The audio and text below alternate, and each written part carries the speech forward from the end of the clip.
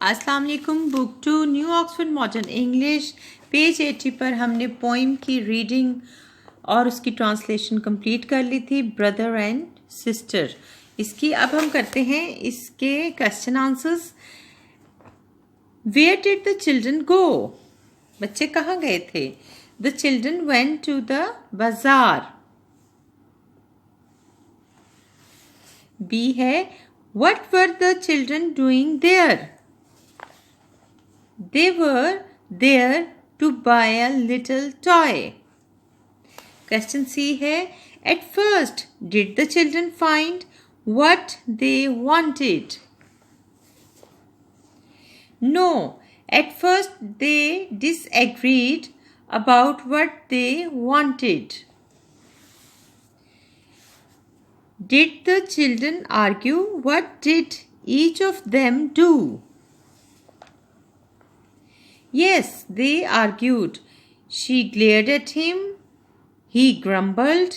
The both growled at each other. Question E है do you think they bought something good? Yes, they bought a beautiful book. A book is a really good thing. Exercise B में question number 1 solve करते हैं। Guess the following words. They all end in as.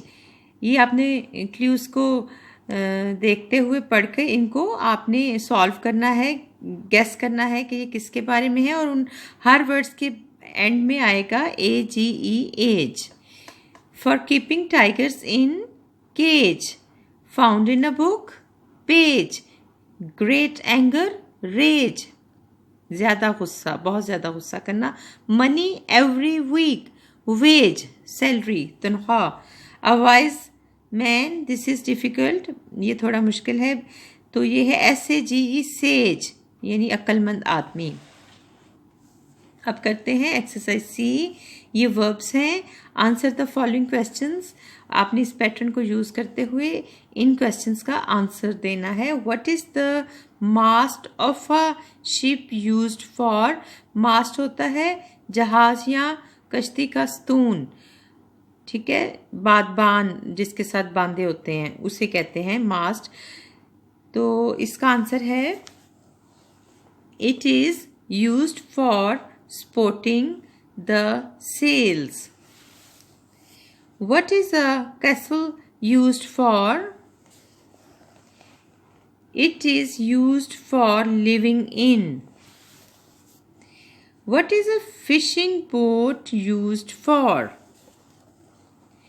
It is used for fishing. Next page पर आते हैं। What is a hammer used for? It is used for hitting and breaking. What is a knife used for? It is used for cutting. अब ये हैं pronouns. Look carefully at the underlined pronouns in the passage below. इस passage को आप पढ़ें, इसमें pronounce को underline किया हुआ है। आप जानते हैं प्रोनाउंस जो होते हैं वो नाउन की जगह जो वर्ड यूज़ किया जाता है उससे कहते हैं। Brother and sister went to the bazaar. अब ब्रदर एंड सिस्टर यहाँ लिखा है, लेकिन यहाँ उसके ब्रदर भाई के लिए लिखा है he wanted to spend his money on a tractor. अब लड़की जो है वो सिस्टर, उसके लिए लिखा है she spied a silver star and wanted to buy it. Next to them, right by the door, she saw a book. She said to him, let's buy it. And that is what they did. अब यहाँ पे कहा है कि now use the pronouns in sentences of your own. अब ये जो underline pronouns हैं इनके आपने अलग से सेंटेंसेस बनाने हैं, और जितने प्रोनाउंस अंडर हैं बेशक वो दोबारा रिपीट हुए हैं, लेकिन आपने उनके न्यू सेंटेंसेस बनाने हैं। यहाँ से आप नोट करें, ये बहुत इजी है। यहाँ से हेल्प लें और फिर खुद बनाएं। He is a kind man, कुछ भी बना सकते हैं आप। He is a simple man, he is a clever man. His father was a doctor. His father was a engineer. His mother, कुछ भी लिख सकते हैं आप. This is his cap. This cap is his. इस तरह भी बना सकते हैं. She helped the poor. It is a new car. या फिर how does it taste? Them, all of them went there. I don't like any of them. She can speak 4 different languages. या फिर she lost her way. दोबारा she का बनाते हैं. She got angry. I gave him a book. या फिर she gave him a present. या फिर did you invite him? Take it easy. या it is raining today. They are best friends. What are they doing? They live in this town. अब आते हैं exercise D पर. Take turns to ask. अच्छा, ये आपकी एक ओरल एक्टिविटी है क्लास में, लेकिन आप इसको करें लिख के. ये आपको एग्जाम्पल दी हुई है. व्हाट इज यूज्ड फॉर, ये कुछ चीज़ें हैं और उसके लिए आपने क्वेश्चन बनाना है. व्हाट इज यूज्ड फॉर यानी अ ग्लास है तो वो किस लिए यूज़ होता है, और it is used for drinking. तो ड्रिंकिंग यानी ड्रिंक लिख के ING लगाना है वर्ब के साथ. और आप इसको इस तरह भी कर सकते हैं. It is used to drink with. तो आप के लिए मैंने ये भी कॉपी पे लिखे हैं, आप यहाँ से नोट करते जाएं. अ ग्लास, इसका क्वेश्चन बनाएं. What is a glass used for. Answer लिखें. It is used for drinking. या फिर it is used to drink with. A needle. What is a needle used for. It is used for sewing. या फिर it is used to sew with. बेहतर है कि आप ये जो मैंने पहला ऑप्शन दिया इससे बनाएं आप, ये ज़्यादा इजी है.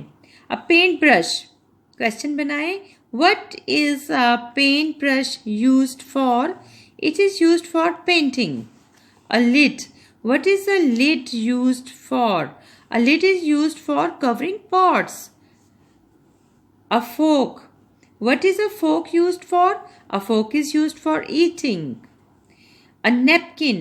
What is a napkin used for? A napkin is used for covering and whipping. A toothbrush. What is a toothbrush used for? A toothbrush is used for cleaning teeth.